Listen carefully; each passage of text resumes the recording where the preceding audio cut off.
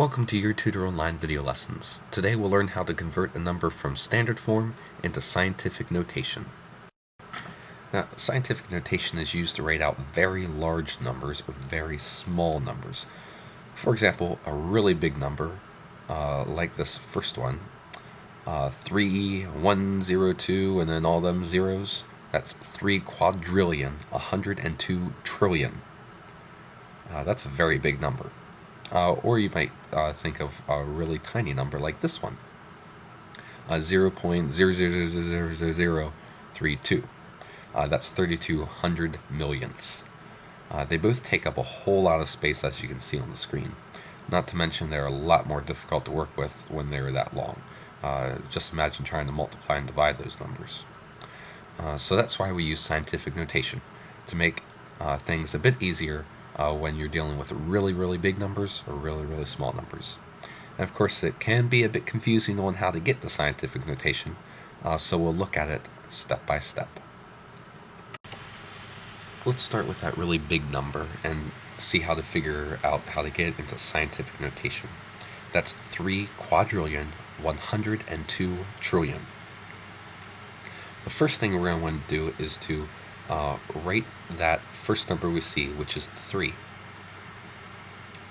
Just after the 3, to the right of it, write a decimal point. When you write scientific notation, there will always only ever be just one digit to the left of the decimal place. That's one of the rules. Now, after the decimal place, start writing out the rest of the numbers you see, but only up to the last non-zero number.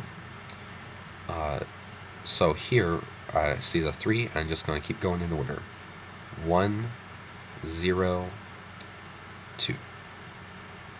Generally, you don't write zeros in scientific notation unless they're sandwiched between two numbers that are not 0. Like here, this 0 is okay because it's between a 1 and a 2. All the rest of those zeros we'll ignore just for now.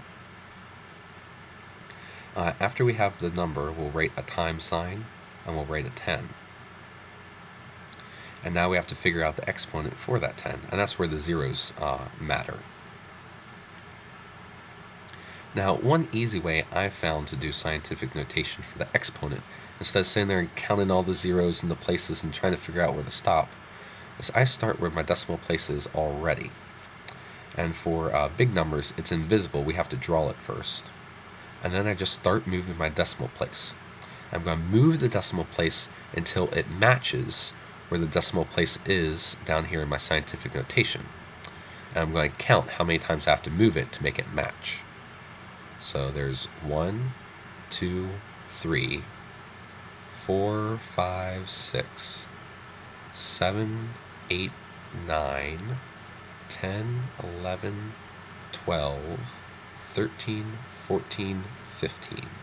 And that now matches where it is down here to match my scientific notation rule. So I moved it 15 times, and that's going to be my exponent for the 10. So 3 quadrillion, 102 trillion in scientific notation is 3.102 times 10 to the 15. So let's look at that very tiny number, 3200 millionths. The same rules apply here. We still are only allowed one number to the left of the decimal place, and it's the first number we see. We still ignore the zeros unless they're sandwiched between two other non-zeros, and try not to get confused just because the zeros are on the left now. So, that first number we come across is a 3. We'll write it down here with our decimal spot.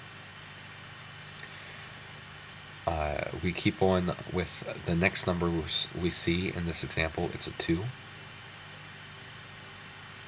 We place our times sign and our 10. To get the exponent for the very tiny numbers is the same exact thing as we did for the big numbers. We're going to count the number of times we had to move the decimal place. This time we're just going from left to right. So start where the decimal place is already and start counting as you move spaces. 1, 2, 3, 4, 5, 6, 7. And we're going to move it until the decimal place matches our decimal place in the scientific notation. We moved it 7 times. The only difference here for doing a very tiny number is the exponent is negative to let us know that we're going in that direction. So 3200 millionths in scientific notation is 3.2 times 10 to the negative 7th. Alrighty, let's see if we can go from scientific notation back to standard form, but look for part 2 to this video to see how to do that. I'll post the link under more info when it becomes available. Well, thanks for joining me for this lesson. I hope it is helpful for you. Help me help you by leaving comments and asking questions. Also, go to the website, yourtutoronline.com, and visit the contact page. Leave me a note to tell me what you're working on in class to help me come up with ideas for what future topics to cover. And if these videos are helpful to you, please share them with your classmates. I'll see you next time. Happy studying.